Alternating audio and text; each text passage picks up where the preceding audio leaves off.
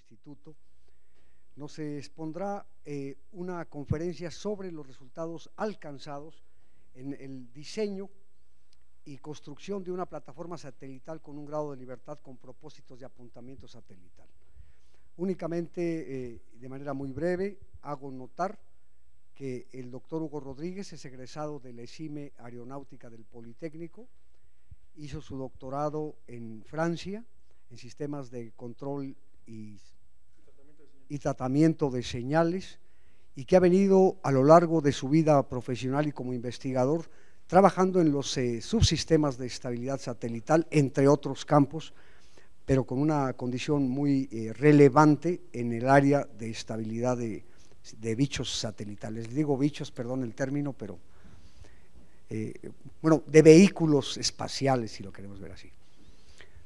Muy rápidamente, y para poner un contexto de lo que esto implica, todos ustedes saben muy bien que todo vehículo espacial, en particular un satélite, requiere necesariamente de contar con un sistema de estabilidad que permita, entre otros factores, primero, que la carga útil, ya sea que la carga útil del satélite, que es el objetivo de la misión del mismo satélite, ¿sí?, ya sea teledetección o telecomunicaciones, y los dispositivos que permiten que esta función se realice, tengan el apuntamiento adecuado a través del subsistema de antenas. Es decir, el bicho no puede estar dando vueltecitas o haciendo lo que quiera en la órbita que se le ha asignado, sino que tiene que tener una posición tal en la cual la comunicación con la estación terrena pueda ser adecuada, conveniente y permanente. Y segundo, en el caso de que sea teledetección y que lo que tengamos sean cámaras, obviamente las cámaras tienen que tener el apuntamiento necesario para lograr la percepción de aquellos objetivos que son establecidos para el propósito de operación del mismo satélite. En ese sentido, es necesario que el propio satélite tenga el sistema de estabilidad necesario para lograr que en la órbita señalada pueda tener ese posicionamiento que permita que estas condiciones a que me referí estén ocurriendo permanentemente durante la vida útil del satélite en esa órbita. Normalmente, y en la actualidad, todos los satélites tienen una plataforma de estabilidad que se maneja en los tres ejes, en los tres ejes. Sin embargo, en tierra se han venido realizando de manera generalizada experimentaciones con las plataformas de estabilidad satelital en camas de aire o en plataformas de aire para establecer una simulación de lo que es el medio extraterrestre. Últimamente ha habido algunas aportaciones interesantes en las cuales se ha planteado que es factible establecer una condición de similitud o de analogía en cuanto hace a manejarse en una condición de líquidos, particularmente de agua, lo cual de alguna forma abarata en mucho el propósito de la experimentación que se realice con las plataformas de estabilización. Se plantea en particular estrictamente para un grado de libertad, porque no nos interesa en esencia en este momento ver que se cumpla para los tres, nos interesa en esencia ver que efectivamente al realizar esta prueba en una plataforma de agua, esto efectivamente nos da resultados análogos, parecidos, similares o bien iguales a los que obtendríamos en una cama de aire. Si logramos efectivamente, y esperemos que así nos lo vaya comunicando el doctor, que esto ocurra, tendremos formas profundamente más accesibles para que todas las instituciones que se dedican al diseño, fabricación y operación de satélites puedan estar probando sus subsistemas de estabilidad en una forma más económica, más rápida, más directa. Este es el propósito, de que se maneje con un solo grado de libertad. Evidentemente que si lo hiciéramos con tres es más complejo, pero el resultado de si es factible encontrar aquellos valores y parámetros que esperamos en una condición acuosa, ¿sí?, es lo que queremos saber, y queremos ver si eso efectivamente ocurre y se desarrolla de la misma manera. El doctor ha venido trabajando conjuntamente con el doctor Mario Mendoza del centro y con el maestro Rodrigo Córdoba, que se han dedicado a lo largo del tiempo a cuestiones que tienen que ver con la estabilidad de subsistemas satelitales, en el propósito de lograr este resultado. Y les paso a ustedes, al doctor Hugo Rodríguez, y esperemos que nos diga que sí se obtuvieron los resultados que esperamos. Adelante, doctor. Gracias, ingeniero. Buenas tardes y gracias por su asistencia. Pasamos a la siguiente. Bueno, voy a dividir la plática en dos grandes partes, con un punto ahí medio en donde decidimos irnos por una plataforma de 1 grado de libertad antes de aventurarnos en hacer la plataforma de 3 grados de libertad. Entonces, primero voy a describir qué es un sistema de determinación y control de orientación, y voy a hacer un recuento muy breve de algunos satélites en los cuales la misión principal era validar el sistema de control y de determinación y control de orientación, ¿no? Hay misiones que llevaban, la única carga de paga era el sistema de determinación y control. Y bueno, esto obviamente fue evolucionando y lo podemos ver en la sonda Rosetta. La sonda Rosetta lleva un sistema de control, de determinación y control de orientación dual, puede funcionar con ruedas de reacción y puede funcionar con impulsores. Entonces ahí vemos la maduración de esta tecnología. Pero bueno, es la primera parte de la plática. Después voy a presentar el modelo dinámico del satélite y el problema de control. Aquí, bueno, el modelo dinámico, tengo una serie de ecuaciones diferenciales y yo podría ponerme a aplicar diferentes técnicas de control y sacar nuevas técnicas de control y obtener nuevos resultados. Pero uno de nuestros principales retos era generar la tecnología y generar realmente un prototipo donde lo pudiéramos validar. Entonces, fue en ese punto donde decidimos irnos por un sistema de 1 grado de libertad. Entonces, les voy a presentar el modelo dinámico del prototipo de 1 grado de libertad. Aquí yo tengo experiencia generando fuerza con rotores, o sea, con hélices y con motores de combustión, pero tenía la duda de cómo generar un momento con una rueda de reacción. Esa parte no la había hecho. Hay un sistema que se conoce como el péndulo con rueda de reacción, en el cual es un péndulo de esta forma y tiene una rueda abajo. Entonces, con el momento que genera la rueda se levanta en esta posición. Esa fue mi primera referencia, pero nunca encontré cómo diseñar la rueda, y de hecho mi primer diseño de rueda fue un total fracaso. Era una rueda muy grandota y el motor sí la podía mover, pero no generaba un momento, ¿no? Entonces, esa es una parte interesante que se desarrolló aquí. Después vamos a ver el algoritmo de determinación de orientación, o sea, utilizando ciertas mediciones, yo las voy a procesar y voy a obtener la orientación del vehículo, del prototipo. Aquí vamos a ver algunos detalles que aparecen cuando hablamos de orientación. En realidad, la orientación vive en un espacio no lineal y es un poquito difícil trabajar con ella, pero lo voy a explicar brevemente. Después voy a presentar el algoritmo de control y los resultados experimentales. Y bueno, traigo el prototipo para que lo podamos ver en acción. Aquí voy a presentar algunos videos, pero vamos a ponerlo en funcionamiento aquí. Bueno, primero, ¿qué es el sistema de determinación y control de orientación? Bueno, es un subsistema del satélite, el cual recibe información de un cierto conjunto de sensores, la procesa y nos da información acerca de la orientación y la velocidad angular del satélite con respecto a un sistema de referencia, con respecto a un cierto sistema de referencia. Esta información se manda al algoritmo de control, y el algoritmo de control recibe información de la carga útil, probablemente del sistema de control térmico, del sistema de potencia, del sistema de navegación, y le indica cuál va a ser la maniobra de orientación. Entonces el sistema de control toma la orientación del satélite, la compara con la orientación deseada y genera las señales que se van a los actuadores. Y de esta forma podemos manipular la orientación del satélite. Este es básicamente el sistema de determinación y control. Tenemos una parte que es que se encarga de la determinación de la orientación, y después tenemos la parte que se encarga del control.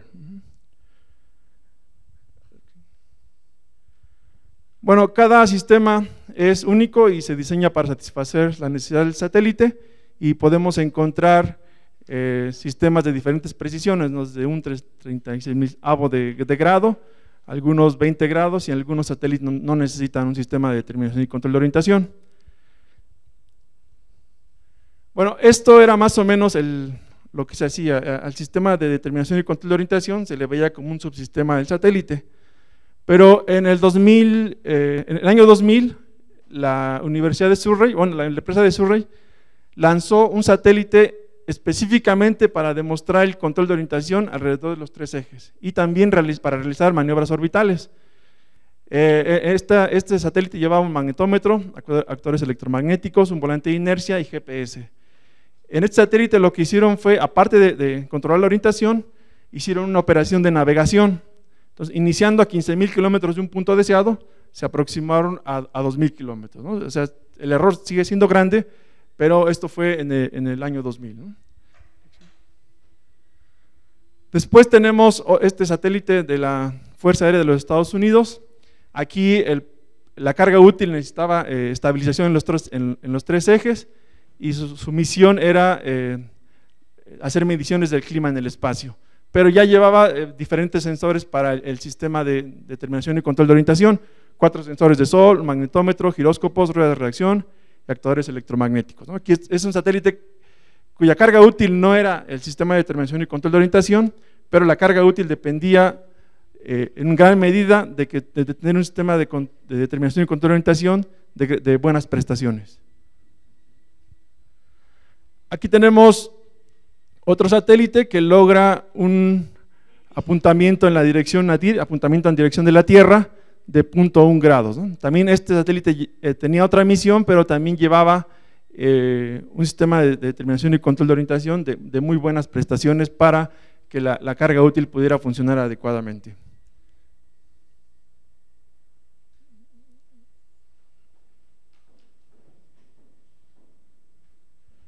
Bueno, los satélites anteriores eran proyectos de empresas, pero estos mismos proyectos los encontramos en algunas universidades.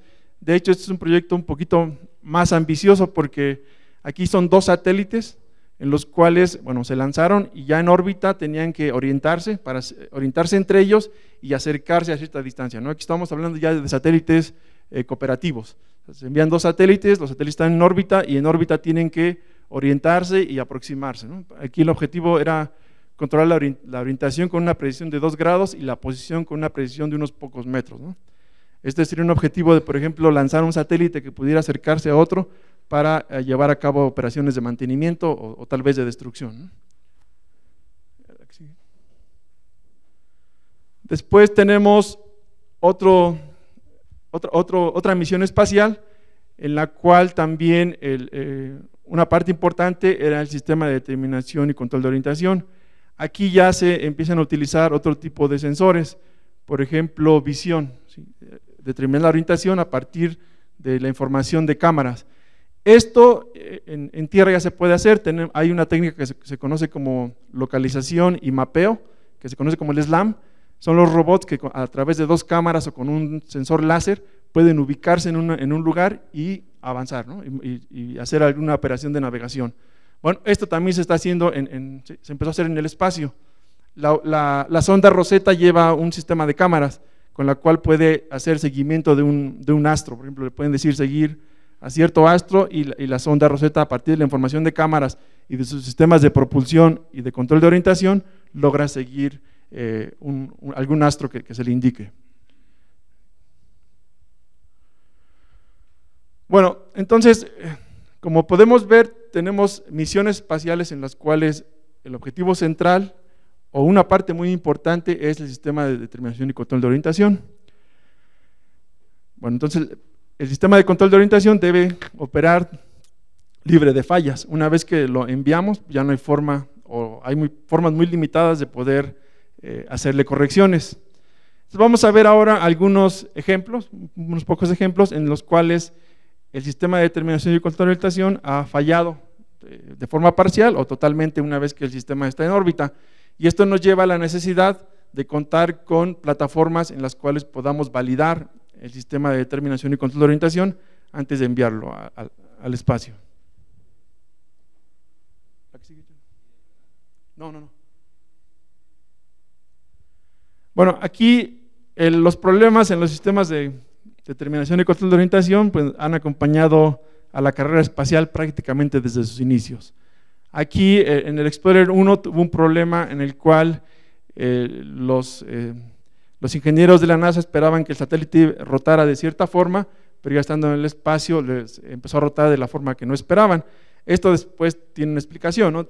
Un sistema va a rotar alrededor del eje de máxima inercia porque es un estado de mínima energía, pero entonces esto generó que hubiera pérdidas de comunicación, ¿no? en este satélite.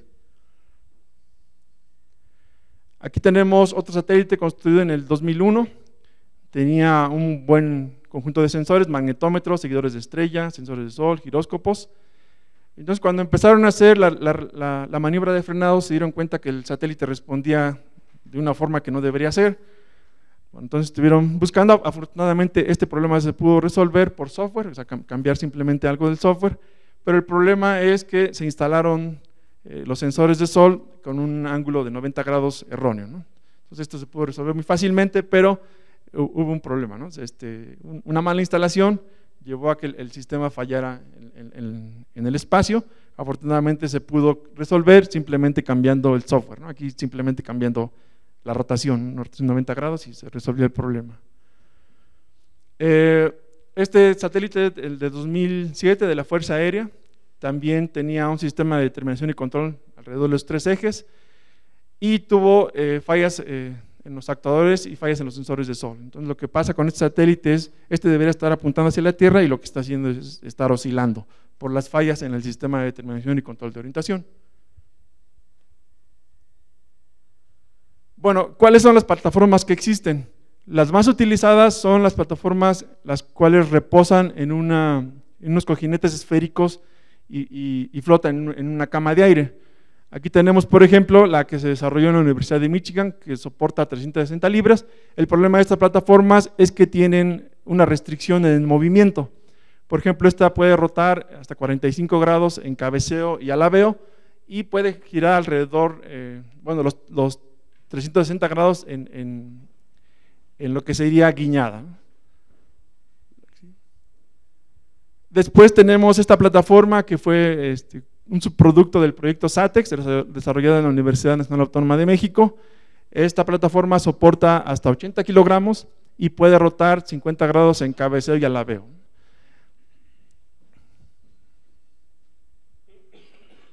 Aquí tenemos otra plataforma desarrollada por el Instituto de Tecnología de la Fuerza Aérea de Estados Unidos.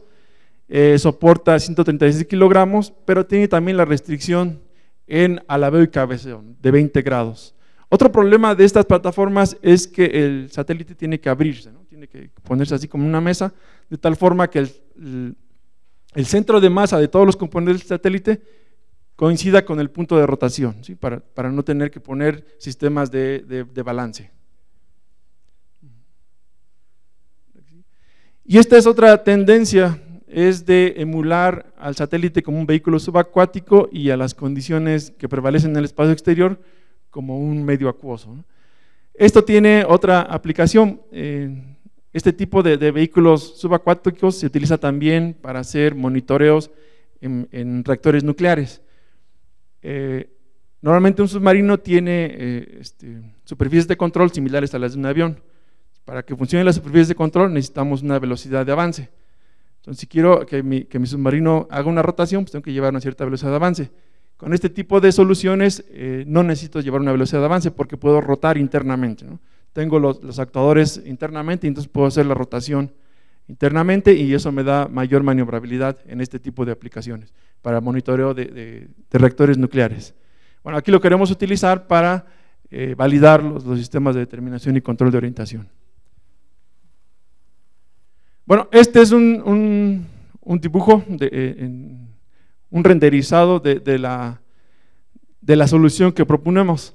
O sea, lo que está en medio sería algo así como el satélite y bueno, está así como en una pecera, ¿no? Bueno, entonces esto es un recuento más o menos de la importancia del sistema de determinación y control de orientación en misiones espaciales, las fallas que se han presentado y la importancia de tener una plataforma en donde validar al sistema de determinación y control antes de ser enviado al espacio. Entonces pasamos ahora a la parte, digamos un poco a la parte en la cual yo me siento un poco más cómodo porque es hacer control, ¿no? O sea, tener un modelo y hacer control. Bueno, vamos a ver un modelo dinámico del satélite, un modelo bastante simplificado. Para hacer el modelo voy a necesitar, bueno, voy a mencionar aquí algunos ejes de referencia: el sistema SI, que tiene centro en la Tierra; el sistema SO, que está pegado a la órbita del satélite. Aquí voy a asumir que la órbita es casi circular para que este sistema se desplace a velocidad constante, no tengamos aceleración y no se vuelva no inercial, ¿no? Y después vamos a tener un sistema de referencia que está pegado al satélite, que está indicado ahí como los subíndices B, y los ejes del sistema órbita están con subíndice O. Ok, bueno, esto es bastante estándar, esto lo encontramos en cualquier publicación. Es el modelo de un satélite actuado con ruedas de reacción. Aquí estamos asumiendo que no hay ninguna perturbación, no estamos considerando ninguna perturbación externa, ni de tipo magnética, ni de, por ejemplo, resistencia aerodinámica, ninguna perturbación. Es un modelo ideal y es bastante, lo podemos encontrar casi en cualquier libro de dinámica de satélites. Bueno, aquí rápidamente voy a explicar qué es cada término. Tenemos R, es una matriz ortonormal que nos va a describir la orientación del satélite.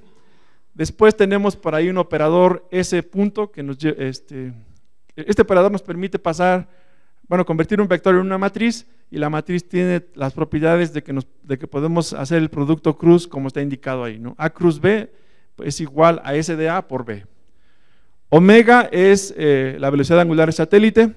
Omega subíndice W es la velocidad angular de cada una de las ruedas de reacción, y tau es el momento mecánico que impulsa a cada rueda.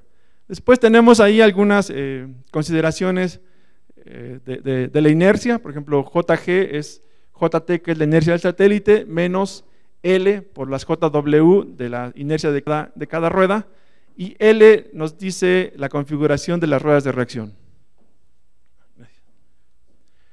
Aquí en L estamos capturando la configuración de las ruedas de reacción. Okay, ¿el que sigue? Por ejemplo, en nuestro satélite L tendría esta forma. Tenemos 4 ruedas, entonces tenemos L de esta forma. En la transparencia anterior yo había indicado que teníamos M ruedas, ¿no? Porque podemos tener desde 3 en adelante, ¿no? A veces es conveniente llevar redundancia, entonces por ejemplo con 4, normalmente 4 es el mínimo, pero podemos poner más. Okay. Bueno, ese es el modelo del satélite y ya de ahí podríamos aplicar control. Pero antes de eso, pues necesitábamos tener una plataforma en donde probar esas estrategias de control, de manera que no quedaran de forma teórica. Entonces, vamos a ver cuáles son los problemas de control que a los cuales nos enfrentaríamos a intentar controlar el satélite. Uno es que el espacio de configuración de la orientación es no lineal. Esto ha originado que tengamos representaciones de la orientación, por ejemplo, los ángulos de Euler, que tienen, no es una representación global y no es única, además de que tienen una singularidad. Después tenemos los parámetros de Rodríguez, que también tienen estas propiedades, los parámetros de Rodríguez modificados. Los cuaterniones son muy utilizados en satélites. Es una representación global, pero no es única, porque en cuaterniones el 1, 0, 0, 0 es lo mismo que el menos 1, 0, 0, 0. Podemos hacer control utilizando una representación de este tipo de la orientación, pero debemos tener cuidado en la interpretación de los resultados, o podríamos producir un fenómeno que se conoce como el desenrollo. Y ahorita lo voy a explicar en la siguiente transparencia. Bueno, este problema se debe a que para hacer control yo necesito una definición de distancia, ¿no? Un concepto de distancia. Por ejemplo, aquí está el espacio de configuración de este ángulo phi, vive aquí, ¿no? Vive en este círculo. Nos damos cuenta que aquí es 0, pero también es 2pi, 4pi, 6pi y todos los pares, ¿no? Aquí vuelvo a regresar a este punto. Si mi controlador no se da cuenta de eso y yo pongo una condición inicial en 2pi, mi controlador va a pensar que está aquí y va a querer avanzar para este punto. Entonces va a hacer 2 vueltas, bueno, una vuelta, perdón, pero ya estaba en el punto al que yo quería llegar, porque 0 es lo mismo que 2pi. Entonces este fenómeno de que se dé una vuelta innecesaria se conoce como el desenrollo. Y esto lo podemos ver aquí gráficamente, ¿no? Aquí yo tengo, bueno, en este espacio tengo bien el concepto de distancia. Si yo estoy en este punto, pues sé cuál es la distancia aquí. Estoy en este punto, sé cuál es la distancia al cero, por ejemplo. Pero cuando estoy acá, es un poquito más difícil el concepto de distancia, ¿no? O sea, si yo voy alejando, aparentemente vamos a tomar este punto como el de referencia, me voy alejando, va incrementándose la distancia, pero cuando ando por aquí, la distancia se disminuye, ¿no? Entonces, este es el problema que se tiene cuando se quiere controlar la orientación, es el espacio, las características no lineales del espacio de configuración y de que no tenemos una función que nos permita ir de aquí para acá, ¿no? Sí, la única forma de hacerlo es rompiendo. Si rompemos aquí, tenemos una representación local, ¿no? Por ejemplo, los triángulos de Euler pues viven localmente en una zona por aquí, ¿no? Que será equivalente a vivir en la mitad del círculo. Entonces, en la mitad del círculo yo sí puedo tener un concepto de distancia, ¿no? Entonces, este es un problema que se presenta cuando queremos hacer control de orientación.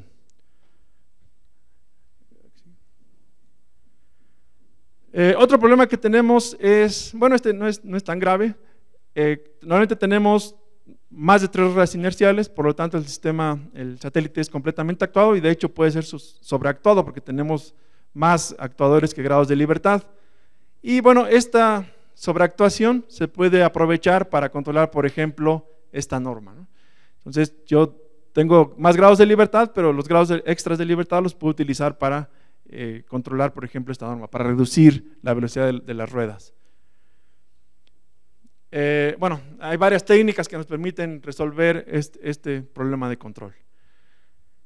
El siguiente problema que tenemos es el actuador, ¿no? El actuador es a partir de la rueda de reacción. La rueda de reacción me tiene que generar un momento, pero me lo genera por aceleración.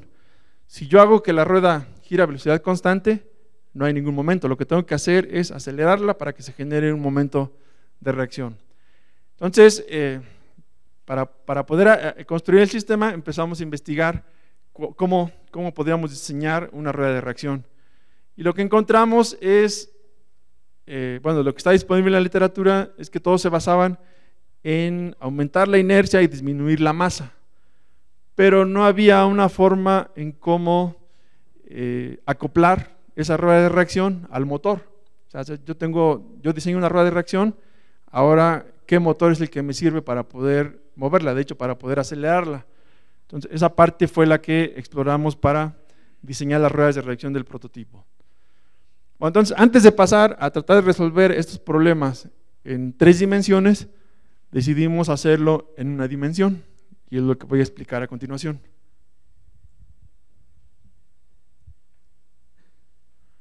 Bueno, este es el primer prototipo.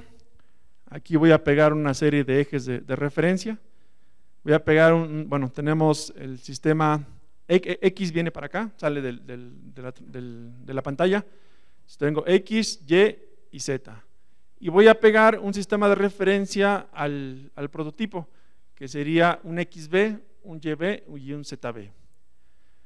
Voy a poner 2 actuadores, voy a poner una rueda de reacción aquí y una rueda de reacción acá. Entonces tengo el momento producido por una de las ruedas y el momento producido por la segunda. Nuevamente voy a simplificar el modelo, no voy a considerar ningún tipo de perturbación. Entonces, el modelo dinámico lo puedo escribir como está aquí. Aquí estoy sobreparametrizando a la orientación, pero ahorita vamos a ver en qué me ayuda esta sobreparametrización. Entonces la primera ecuación es una ecuación matricial y me describe la cinemática rotacional. Y después en la segunda tenemos la dinámica rotacional con JS, la inercia del prototipo. Por lo pronto voy a manejar como la entrada de control como un momento que yo puedo hacer positivo o negativo, pero después va a tener que este momento voy a tener que construirlo a partir de las ruedas de reacción. Una rueda de reacción va a girar en un sentido y la otra en sentido contrario. Esto es porque los motores que tengo no pueden cambiar de sentido de giro a menos que yo cambie las conexiones de los cables, ¿no? Este es un problema de la infraestructura eléctrica del sistema. Entonces, el primer punto es diseñar el actuador. Entonces, por ahí habría algunas referencias y encontramos que un punto de partida es considerar un tiempo en el cual, bueno, que deseamos dar el satélite para realizar una operación de rotar n radianes. A partir de estas dos cantidades podemos calcular el momento mecánico máximo y la cantidad de movimiento rotacional máxima. Nos quedan estas dos expresiones. Y después, esto lo puedo relacionar con la velocidad máxima del motor. Entonces puedo tener esta relación, establecer una relación entre estos parámetros. La velocidad máxima del motor también la conozco porque los motores tienen una constante KB y y yo conozco el voltaje de la batería, entonces con esto puedo calcular la velocidad máxima del motor. ¿La que sigue? Ok, entonces esta es la geometría de la rueda que vamos a considerar. Vamos a considerar un disco con unas pequeñas salientes en los extremos y le vamos a hacer estos aligeramientos para reducir el peso. Ok, entonces lo que proponemos para acoplar el motor a la rueda, porque el motor debe acelerar a la rueda, no solamente debe moverla, debe acelerarla, es a través de estos dos parámetros. Sigma, que es la relación entre la inercia de la carga y la inercia del motor, y epsilon, que es la relación entre el peso de la carga y el peso del motor. Esta existe en la literatura, esta va entre 1 y 10, pero en la literatura las guías para seleccionar motores normalmente se basan en que queremos hacer rotar una carga a cierta velocidad. Entonces ellos dicen que este parámetro sigma entre 1 y 10 pues debe estar muy adelante del 1, así como a partir de entre 5 y 10 para que el sistema sea eficiente. Pero ellos lo ven desde el punto de vista de hacer rotar una carga, ¿no? Ellos no quieren acelerarla, simplemente la quieren hacer rotar a una cierta velocidad. Entonces de algunas ruedas inerciales que existen en el mercado, lo que me di cuenta es que esta relación era muy cercana a 1. Entonces hay una especie de contradicción con lo que marcan las reglas normales, ¿no? Ellos dicen que 1 es algo muy ineficiente y lo mejor es estar un poquito más cerca del 10, pero en esta aplicación aparentemente estar cerca del 1 es mejor. Entonces ya a partir de las características de los motores que tenemos, fijamos estos dos valores y entonces pudimos calcular la inercia que debe tener la rueda del motor. Entonces, haciendo un procedimiento iterativo, dimensionamos la primera rueda, que nos dio un sigma de 1.37 y un epsilon de 0.7307. A partir de esto es como dimensionamos las ruedas de reacción. Entonces, mandamos a construir las ruedas. Esta es una de las ruedas que construimos y esta es la segunda. Aquí, bueno, por falta un poco de tiempo ya no pudimos manufacturar la segunda para tener los dos juegos de ruedas y hacer comparaciones, ¿no? Empezar a hacer una validación más precisa del procedimiento de diseño.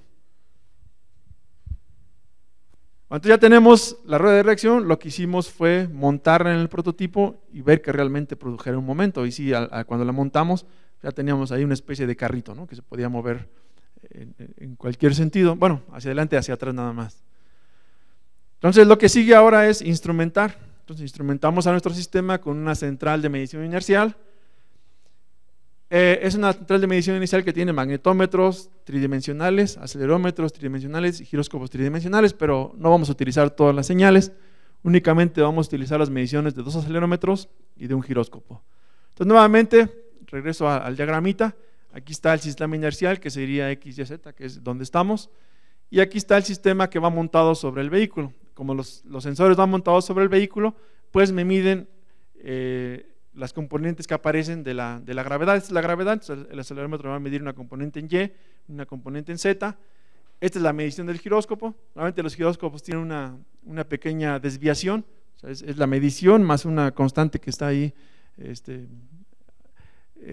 destruyendo la medición, pero bueno, así es como funcionan estos giróscopos. Entonces, lo que voy a hacer es, a partir de las mediciones de los acelerómetros, voy a construir lo que sería una matriz de rotación en función de las aceleraciones, ¿no? Aquí simplemente por las propiedades de las funciones trigonométricas yo puedo construir esto, ¿no? Entonces yo puedo asumir que yo estoy midiendo una aproximación de la matriz de rotación del vehículo, del prototipo. A partir de esto voy a definir el error de estimación de esta forma. es R tilde va a ser R gorro por R2 es lo que estoy midiendo, y R tilde es la estimación de la orientación. Como les había dicho, tengo una sobreparametrización, en realidad nada más tengo un ángulo, y lo estoy parametrizando con una matriz, entonces estoy sobreparametrizando. De la sobreparametrización tengo que estas restricciones se deben cumplir. Entonces lo que hice fue aplicar un filtro complementario pasivo con corrección de desviación. Este ya está en la literatura, para un sistema de 3 grados de libertad ya está reportado en la literatura. Aquí lo que hicimos fue hacerlo para 1 grado de libertad.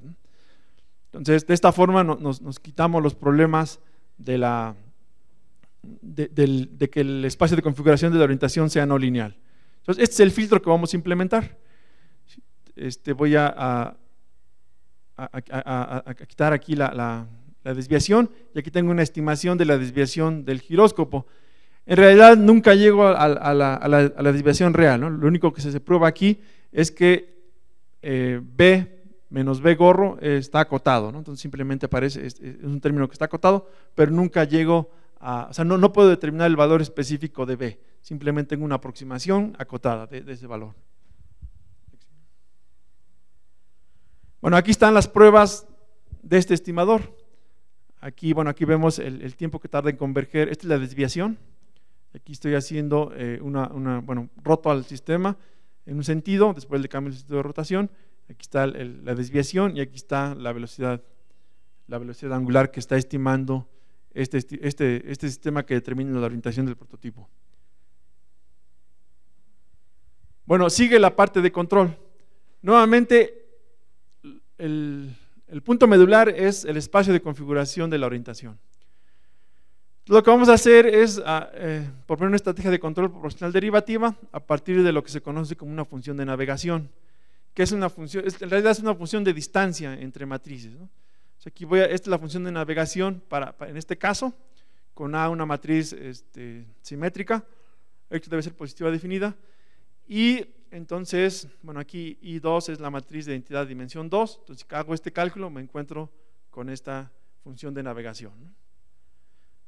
Entonces voy a proponer una ley de control que está basada en el gradiente de la función de navegación, que es en realidad el seno del ángulo. Entonces esta va a ser mi estrategia de control. Tau es igual a una ganancia por el seno del ángulo menos Kp por P. En este caso nada más voy a controlar, voy a llevar la orientación del prototipo a 0, ¿no? Entonces aquí en realidad tendría que tener el error, sería el ángulo menos el ángulo deseado, pero como el ángulo deseado es 0, el control se reduce a esto. Bueno, hasta aquí teníamos la parte teórica.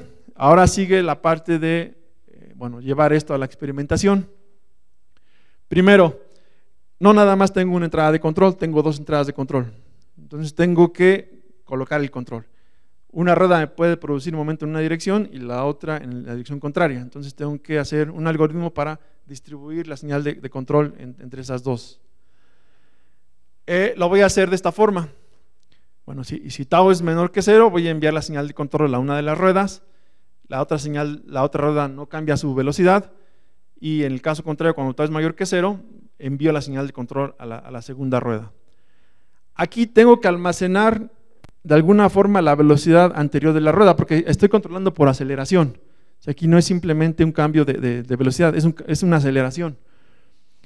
Entonces, por eso conservo la velocidad anterior de la rueda. Aquí lo estoy haciendo en función del PWM, que es la señal que realmente se envía a los drivers de los motores.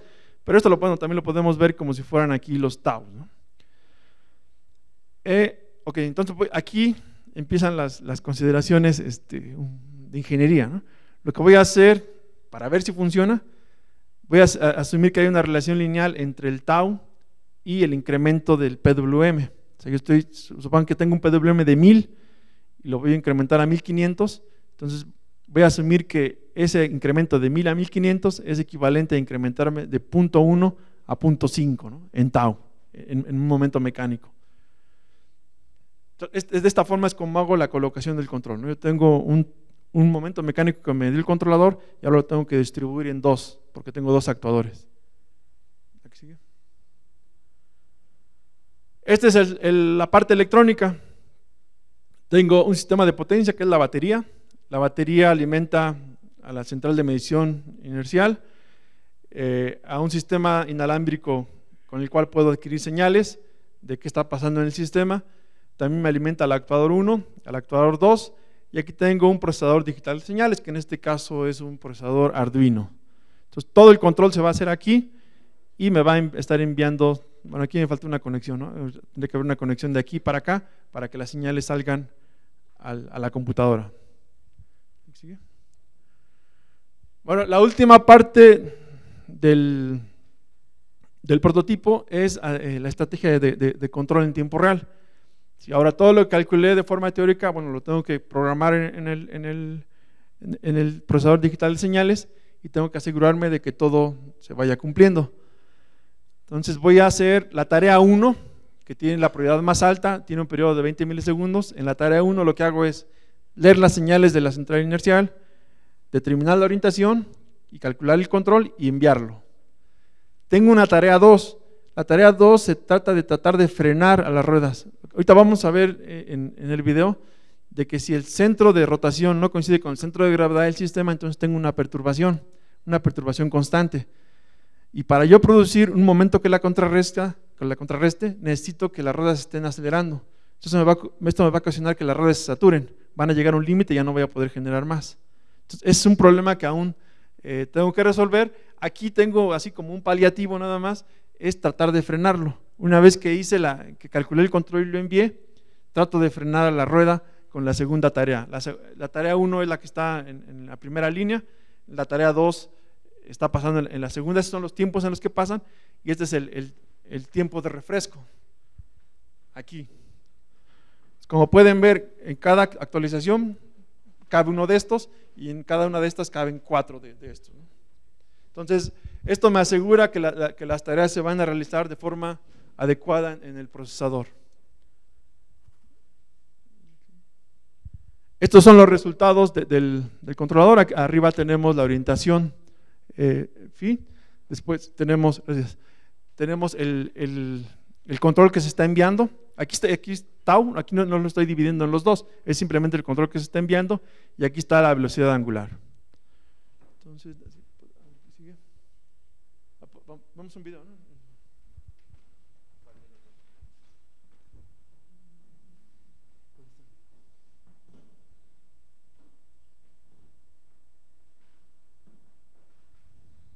Estas son las primeras pruebas. Las primeras pruebas las hicimos fuera del agua. Aquí ya está todo el sistema ensamblado. Tengo las 2 ruedas de reacción. Y entonces estoy tratando de que se mantenga en esta orientación. Este es el 0. Esta sería la posición 0. Entonces ahí lo estoy perturbando para que el sistema de control reaccione. Pero pues sí tengo el problema de que si el centro de gravedad no coincide con el centro de rotación, tengo un momento ahí constante que no puedo compensar y entonces la rueda se satura. De pronto las ruedas se aceleraban. Bueno, aquí tengo un sistema que me está enviando las señales a la computadora. Aquí está sin control, ¿no? Sin control, este es el movimiento que tiene el sistema.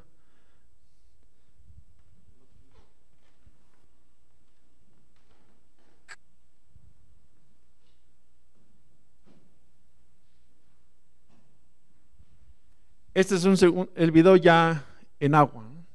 Aquí con la colaboración de varios colegas logramos hacer el recipiente, ¿no? Después de de un diseño medio malito que hice, pero ya quedó aquí. Entonces aquí ya está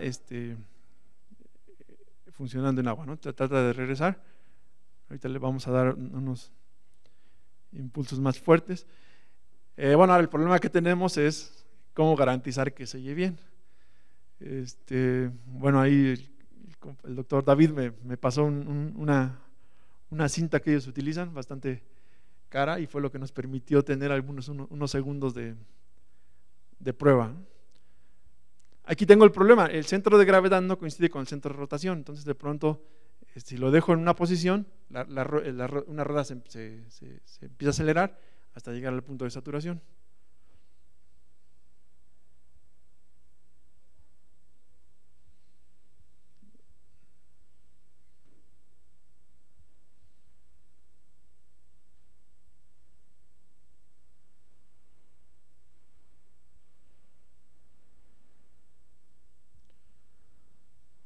Bueno, ahora también viene el problema de, bueno, hay que ponerlo en el sistema ya funcionando y después hay que sacarlo de ahí ya funcionando. Entonces hay que ponerle la orientación adecuada para que no gire, porque los motores, aunque parecen de juguete, pero sí pegan fuerte. Entonces es lo que vamos a intentar en estos momentos, vamos a ponerlo en funcionamiento.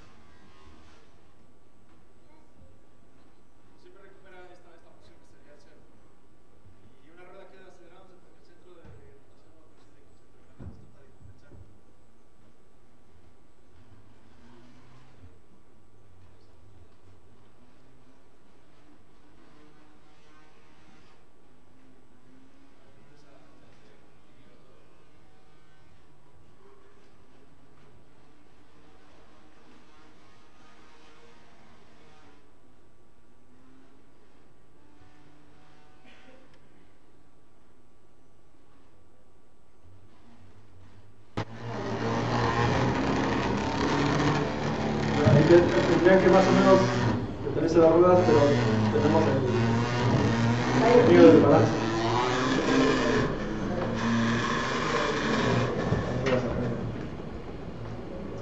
Ahí ya están en cero, ya no se me va a enseñar.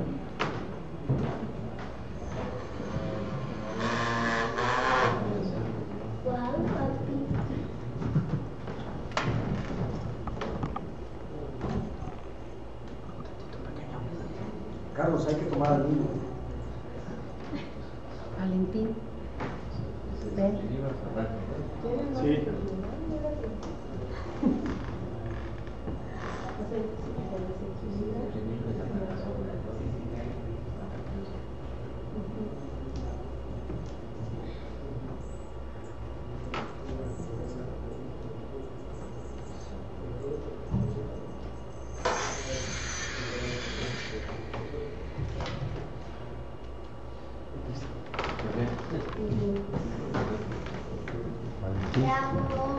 Vale, sí. Ven.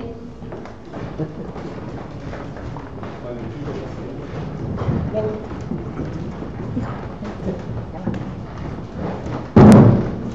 Papi,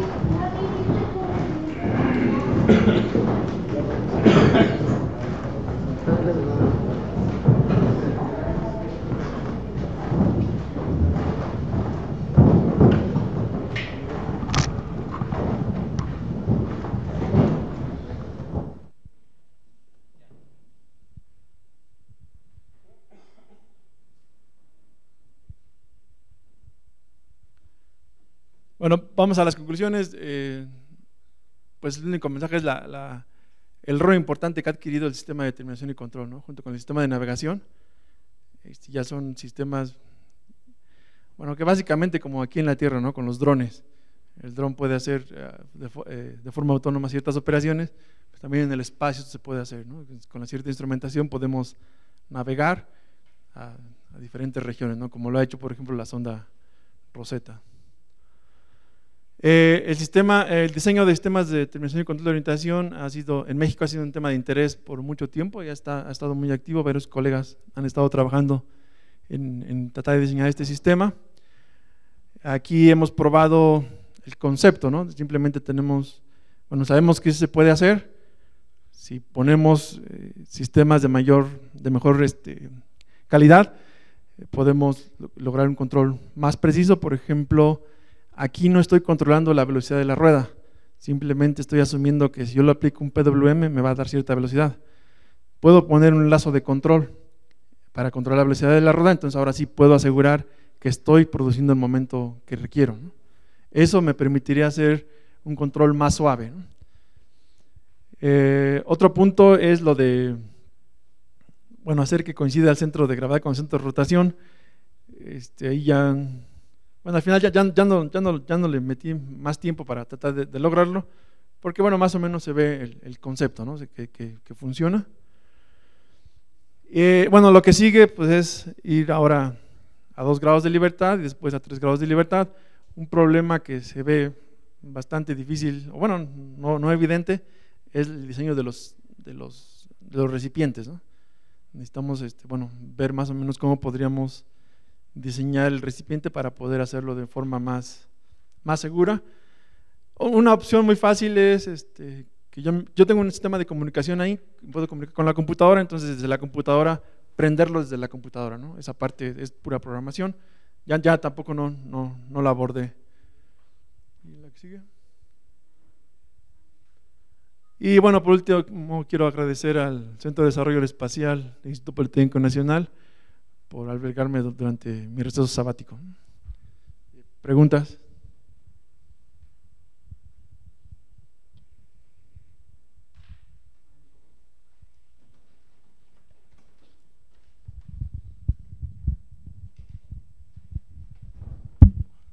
Sí, bueno, escucho. Hola, buenas tardes. Tengo 3 preguntas, no sé si hacerlas todas o ir una por una. Bueno, la primera, correctamente, ¿dónde se debe de colocar la instrumentación? ¿De masas? ¿De rueda? Ok. En ese eje, lo más aproximado que se pudo, ¿no? Ok. Entonces eso correctamente es lo que deberían tener todos los satélites. ¿Todos los satélites tienen su instrumentación en los centros de masa? Ok. Bueno, la segunda, ¿por qué Arduino? ¿Hay alguna justificación ingenieril? No, de hecho yo trabajo en vehículos aéreos y no había utilizado el Arduino porque pues no me gustaban los sistemas comerciales. Entonces en el Simpestab hemos desarrollado cuatrirrotores y aeronaves que hacen operaciones de forma autónoma utilizando un DSP de Texas Instruments. Pero ahí me apoyo mucho de los estudiantes. Ya cuando estaba aquí pues yo lo tenía que hacer, entonces busqué esa plataforma que me di cuenta que es bastante amigable, ¿no? Y para un primer concepto de prototipo yo creo que es una buena opción. O sea, entonces la justificación es que es sencillo, ¿no? Es fácil. Es muy sencillo de programar. Ok. Y en tu experiencia, ¿cómo se comportó? O sea, ¿trabaja rápido, correctamente? ¿O hay problemas en comunicación, por ejemplo? No he tenido ningún problema en comunicación. Estoy utilizando un RTOS específico para Arduino y yo verifiqué las señales en un osciloscopio y sí te mantiene la cadencia, ¿no? Aquí estamos operando a 20 milisegundos y son 20 milisegundos visto en el osciloscopio. Sí, yo siento que para un prototipado rápido es una buena opción, ¿no? No le inviertes mucho tiempo y puedes probar el concepto. Bueno, y bueno, la última, ¿cómo se podría replicar esto para 3 grados de libertad? Ahí hay una cierta complicación mecánica, ¿no? Hay que meter primero las 4 ruedas en un espacio chiquito, no es muy evidente. El segundo punto, no, yo siento que nada más es cuestión de trabajo, no creo que sea muy complicado ya. O sea, podemos decir que es lo mismo que tú hiciste, la misma propuesta que tú haces, pero replicarla a 3, ¿o hay cambios? Hay que modificar el estimador, porque el estimador que tengo es nada más para 1 grado de libertad, ya está 1 para 3, y hay que hacer la parte de control. Yo siento que se puede hacer, o sea, prácticamente si nos llega el material y empezamos a hacerlo, no vamos a tener ningún problema en llegar a un prototipo, pero creo que hay otras cosas que me gustaría resolver antes, es hacer unos actuadores más eficientes, porque los motores que tengo no son para esta aplicación. Estos motores tienen otra aplicación, tienen un KB muy alto, y ese KB muy alto hace que si les pones un voltaje moderado, giran muy rápido. Necesitamos unos que tengan un KB más bajo para que no giren tan rápido y entonces tienen más par. Bueno, una pregunta rápida nada más. ¿Podría existir alguna aplicación que tú haces con un solo grado de libertad en la que se pudiera aplicar ya? No, yo creo, bueno, ahorita no visualizo ninguna más que para educación, ¿no? Porque, por ejemplo, puedo mostrar el diseño del estimador y puedo hacerlo experimental, ¿no? Pero para una aplicación real no le veo ninguna aplicación yo, pero… Ok, gracias. No.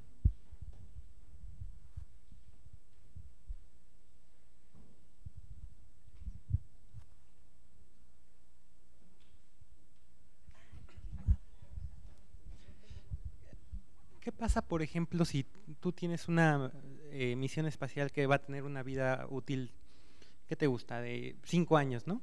Y que resulta que las baterías que se ponen se empiezan a degradar muy pronto y entonces empiezas a tener variaciones de voltaje. O que tengas variaciones de voltaje debido a que tus paneles solares están también degradando. ¿Hay manera de compensar esto? Porque tú dijiste en algún momento que algo que era muy importante era que tú conocías el voltaje que trae la batería. En teoría lo conoces, pero ¿qué pasa si tienes variaciones? ¿Puedes compensarlo a través de software o algo así? Sí, hay forma de compensarlo. Lo más clásico es meter un integrador, pero aquí si yo meto un integrador, me va a generar un término por ahí constante que yo necesito compensar.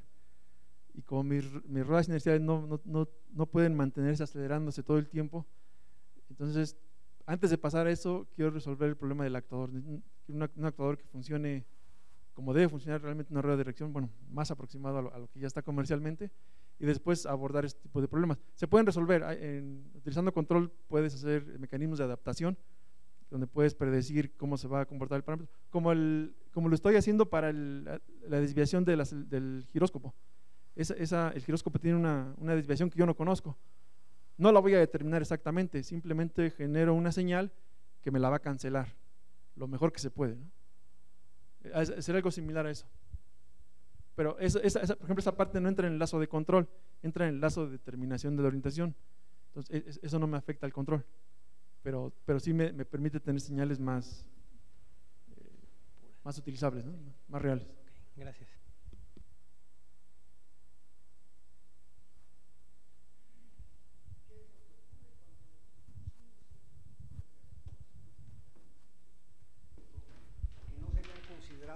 Perturbaciones gravitacionales, de arrastre aerodinámico, etcétera, etcétera. ¿Qué es lo que pasa cuando en la realidad sabemos que esto ocurre? Lo que he visto es que tienen otros actuadores que sí puedan producir un momento constante, por ejemplo. Otro tipo de, por ejemplo, los thrusters, los impulsores, con eso sí puedo compensar ese tipo de perturbaciones. Con este actuador, como está ahorita, no, porque se me acelera y se satura. Entonces, ahí esa parte falta investigarla un poquito más a detalle, de cómo lograr que no se acelere, que nos pueda seguir produciendo un momento, aunque sea por pulsaciones, para que podamos compensar ese tipo de perturbaciones. Eso sí requiere un análisis un poquito más detallado. Ahora, ¿hay la capacidad de miniaturizar este dispositivo? Sí, pero es algo ya tecnológico, ¿no? Por ejemplo, Claro. podemos mandar a hacer la tarjeta que ya incluya la central inercial y el sistema de comunicación, y nada más nos hagan los cables para los motores. Ya eso nos reduce mucho espacio. El otro punto es, hay que cambiar los motores, ¿no? Los motores creo que sí es un problema con el que estamos viviendo, y hay motores muy pequeños, entonces sí se puede miniaturizar. Bueno, sí se puede hacer más chiquito y más efectivo comprando, bueno, elementos de mejor calidad. ¿Y va a seguir trabajando en esto o no? Sí, hay que ponerlo a funcionar en 3 grados de libertad, ¿no?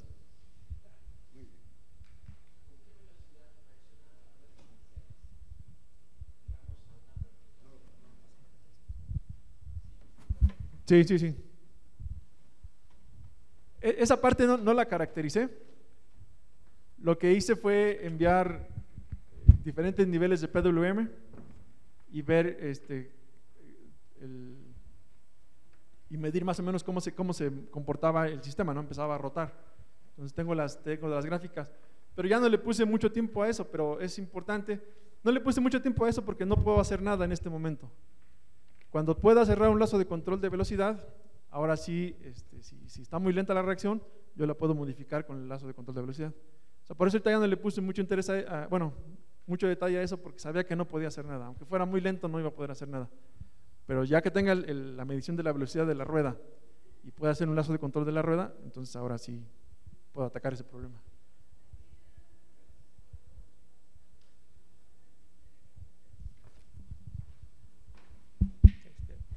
Buenas tardes. 2 preguntas nada más. ¿Podían hacer el control de sentido de giro de la rueda? No. Nada más giraba un sentido dijo, y cancelaba, una rueda cancelaba el momento de la otra. No, una rueda genera momento en un sentido y la otra en el otro sentido. Ok. Ese problema que nos ha correteado por muchos años. Otra, los sensores. Bueno, están las unidades de medición inercial, tienen, la mayoría tiene 3 sensores, o sea, es digamos como 9 grados de libertad, 3 por acelerómetro, giróscopo, magnetómetro. ¿Cuántos de estos sensores usaron para el modelo? Nada más estoy utilizando 2 acelerómetros y un giro. El magnetómetro no lo utilicé porque ya ves que se pone muy complicado cuando lo andas trayendo en aparte ambientes. creo que nada más es para el de Joe, ¿no? Sí, la información de Joe está ahí. Aquí no la necesitábamos por el momento. Y ¿qué otra cosa? ¿El observador es determinístico? Sí, es determinístico. Está diseñado en el espacio de configuración de la orientación. Por eso no se ve tanto el clásico error, ¿no? De estimado menos el real, sino aquí es la multiplicación de las matrices. Entonces, la multiplicación tiene que ser igual a la identidad para que tengas una buena estimación. Está bastante interesante y es una parte interesante de este problema, ¿no? de hacerlo en el espacio de configuración no lineal, que durante mucho tiempo se estuvo haciendo con representaciones locales, ¿no? Con ángulos de Euler, con cuaterniones, y hasta que alguien se dio cuenta ahí en el 2004 que estaba el problema del desenrollo. Es determinístico, no lineal, digamos. Sí, gracias.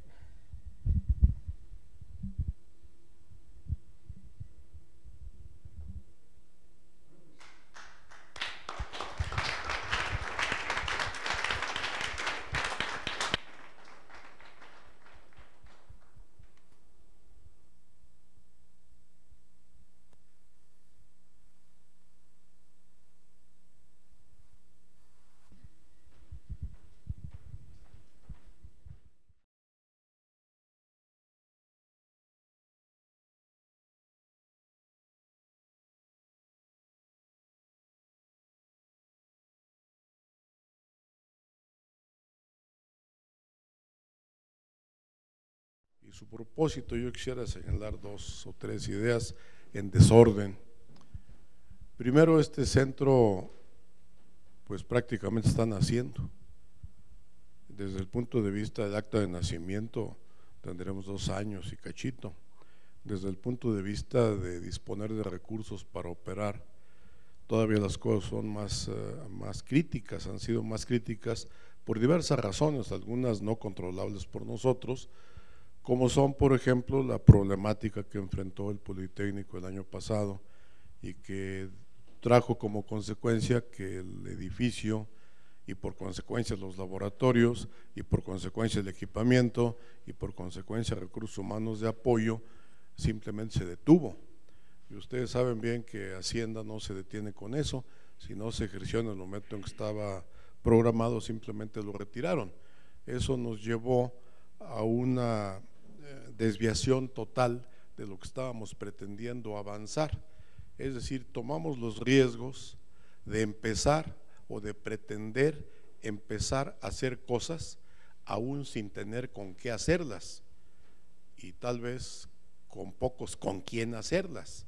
Y lo menciono así porque el esfuerzo y el apoyo que nos han dado algunos o muchos o todos de nuestros colaboradores ya dentro del centro y particularmente del doctor que viene del Centro de Investigación y Estudios Avanzados en el proceso sabático, pues ha sido muy importante porque de la nada nos estamos pues así como en el tanque metiendo en el agua de los tiburones y de alguna manera este tipo de cuestiones es muy interesante para el centro, es muy importante porque es el iniciar el desarrollo de actividades formales en materia de la contribución en tecnología espacial.